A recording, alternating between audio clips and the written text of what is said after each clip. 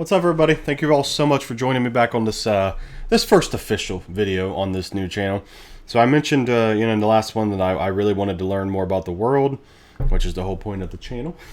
So I thought, let's go ahead and start with one of the big travel YouTubers, and Ryan Shirley, and kind of get a top 10 places in 2023 to travel to and to visit. I thought this would be the easiest way to instantly see, more of the world and kind of get an idea of, areas to try to visit and to get into.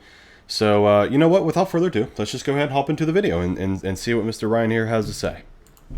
My name is Ryan. As the world is finally returning back to so normal, beautiful. I think we're all excited to travel to some new destinations this year. So here's my top 10 places to visit in 2020. Okay, look, I'm just going to stop real quick here for one. That's just majestically gorgeous. Two, I think one of the things that fascinates me about Europe a lot is their architecture of the buildings. I mean, I just think that our buildings, our cities are just hideous here in America. I don't think anything special about New York or LA or anything. I'm not saying that there's nothing good there as far as people and stuff goes, but I mean, just look at that and look at, let's just go back real quick here just for a second. I mean, what's up, guys? Look at My name is that. Ryan. As the world Look at that. That is just gorgeous architecture. All right, let's keep going. Turning back to normal. Sorry. I think we're all excited to travel to some new destinations this year. Just so here's beautiful. my top 10 places to visit in 2023. Gosh, look at that. With almost all countries finally open for tourism, 2023 is the year of travel. Whether you explore the fjords of Norway or witness the wonders of Patagonia, I hope that in 2023 you can safely travel to some new places in our beautiful world. Let's start this video off at the Portuguese island of Madeira. Located in the Atlantic Ocean off the coast of Africa, Madeira is often called the Hawaii of Europe, and after visiting it, I totally understand why. The island was born of volcanic origins, and if you love hiking or just relaxing on the beach, Madeira is the place for you. Ponta do Sol was my favorite place for swimming. There was no sand, just smooth boulders, but the ocean was amazing to swim in, and there was a place to go cliff jumping. My favorite place on Madeira is Pico do Arriero. It's one of the tallest points on the island, and since you're so high up, you'll often be in or above the clouds. Now, the hiking there is exquisite, the trails are so well maintained, you get some of the most phenomenal views, and you don't even need to hike that far. I was blown away by the dramatic peaks and unique reddish and orange colors of the rock. I mean, there's this one peak called Pico do Gato that was my favorite. I mean, if you're up for adventure in 2023, you gotta give Madeira a visit. Yeah. After, we're gonna head up to Western Norway. I was here recently and I was just blown away by the beauty of this country. I really like Western Norway in particular because it's home to majority. Look, I'm just going to be honest with you. I played Assassin's Creed Valhalla a couple years back, and it made me fall in love with Norway, and that's in a video game. So to see this right here, yes, ma'am, yes, sir. In the landscape, absolutely gorgeous. On another level.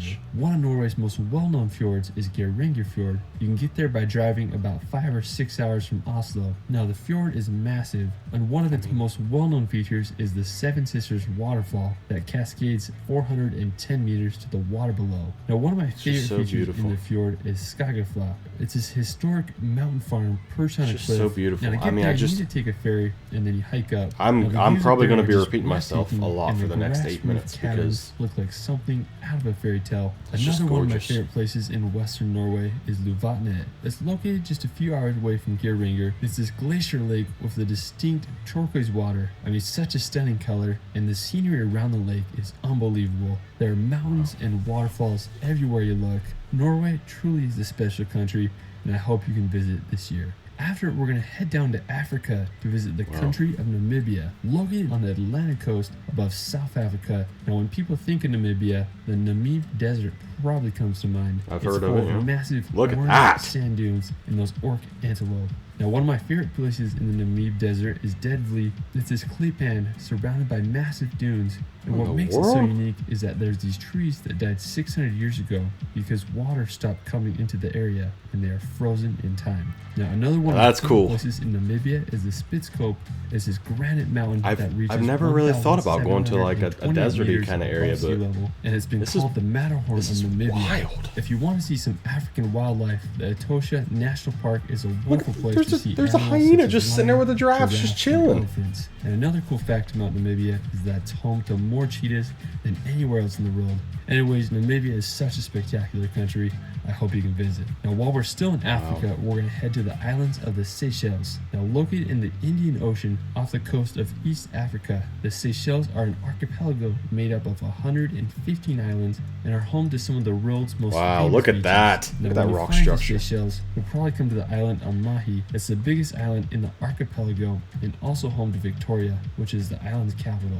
Now, there's a lot to do and see on Mahi, and it's also a great place to venture off to the other islands. One of the most famous places in all the Seychelles is the beach called Anse Source d'Argent. It's located on the island of Ladigue, which you can reach by taking a ferry from the neighboring islands. It's often rated as one of the world's most beautiful beaches, and I can see totally why. understand why. Look at It has that. these massive granite boulders that create an otherworldly landscape. Now, afterwards, we're going to head over to South America to visit Patagonia.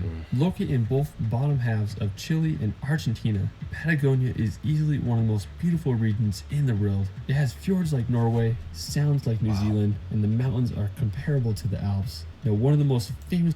I mean, just wow. This. Apologies. Dog was going just a little crazy right there. Had to stop and get that, so. Let's go back. places Sorry about in that. Patagonia is Torres del Paine. It's located on the Chilean side. Torres del Paine is a national park home to animals such as guanacos and pumas, and it's named after its iconic 3 granite towers. Another one of the most well-known places in Patagonia is Fitzroy. It's this mountain range located on the Argentinian side. I am more of a mountain landscape than I am ocean guy.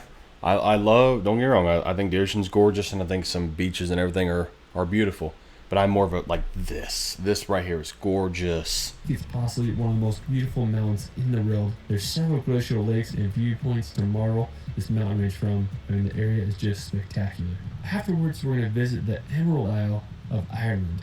I went here for the first time this summer, and it quickly became one of my all-time favorite countries. It's a land full of magical landscapes, dramatic coastlines, and enchanting history. One of the main reasons I wanted to go to Ireland was to visit the Great Skellig Island. You may recognize it as Luke Skywalker's hideout in the Star Wars movies. It's famous for being I've a never watched the massive Star Wars settlement movies, but that is housed absolutely monks in these gorgeous. beehive-shaped huts until the 13th century. Now, the island really is something else. You can only reach it by taking a boat over a rough sea. Now, when we got to the island, I just loved walking up the 618 steps to the monastery. It's easily one of the most impressive places I've ever been. Now, another amazing spot on Ireland is the Cliffs of Moher. They're probably Ireland's most recognizable destination, with cliffs that rise over I recognize 240 it. meters above the sea. I just loved walking along the cliffs and marveling at the beauty. Ireland's just such an amazing country. Afterwards, we're going to head over to France to visit the French Riviera. Also known as the Côte d'Azur, the French Riviera is one of the most highly sought-after destinations in Europe. It's located in southern France on the Mediterranean Sea. One of my favorite places on the Riviera is Ez. It's this medieval hilltop village that was founded around the 14th century. When you walk through the village, you feel like you're going back in time. I love all You know the what's cobblestone what's paths funny that about line these is, you know, back in the day when these things were made and these cities and villages, I don't think they realized that how much of an impact it was going to be on people today and how beautiful they would be and how much people would want to just see them. And reach the exotic Just garden absolutely that not only gorgeous. has beautiful plants, but an amazing view of the Riviera. Another one of my favorite towns on the French Riviera is Saint-Tropez. It's renowned for its beaches, nightlife, and luxurious lifestyle. I really enjoy just walking around the town, just marveling at its beauty. Now, if you're into more nature, I recommend you check out the Calanques near Cassis. They offer some of France's best scenery with incredible sea coasts surrounded by daunting cliffs.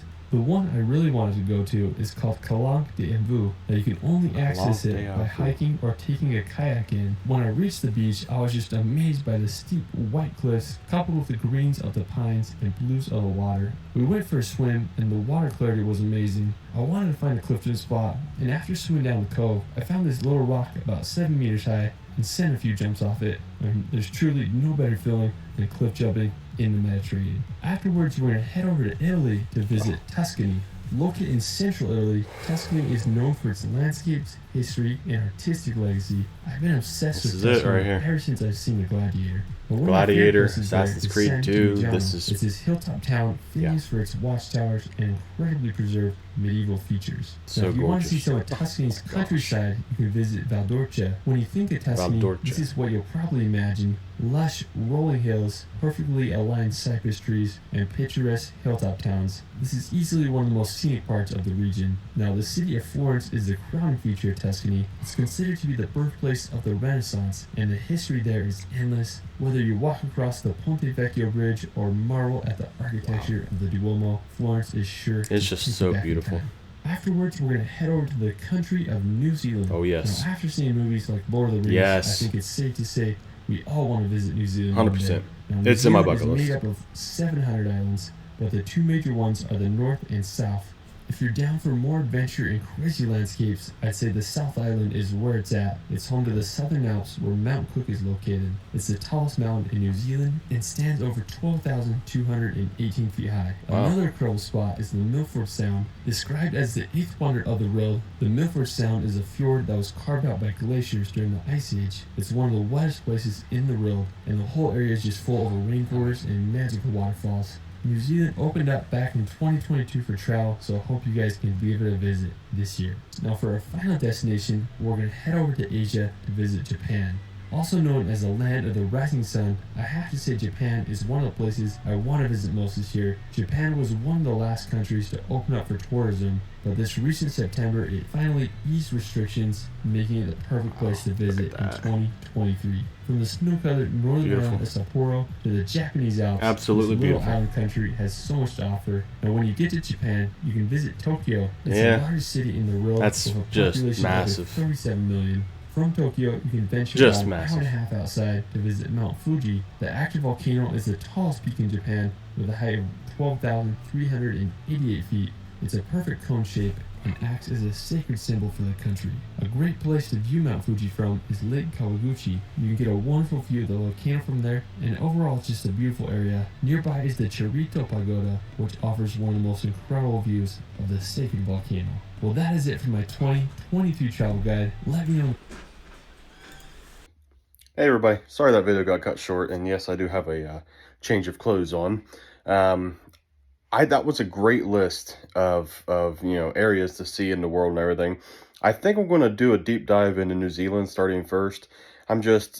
I love New Zealand with as far as like Lord of the Rings and stuff goes, and I've seen some of the beautiful sights through some YouTube videos and your New Zealand family channel, and I just feel like it's a good one for me to start with. So thank you all so much for watching the video. Like the video if you haven't already. Share it out to all your friends. Subscribe to the channel. Join me on this wonderful journey we're about to take into learning more about the world and hopefully getting a chance to go out and experience it for ourselves. So thank you all for watching. We'll see you in the next one.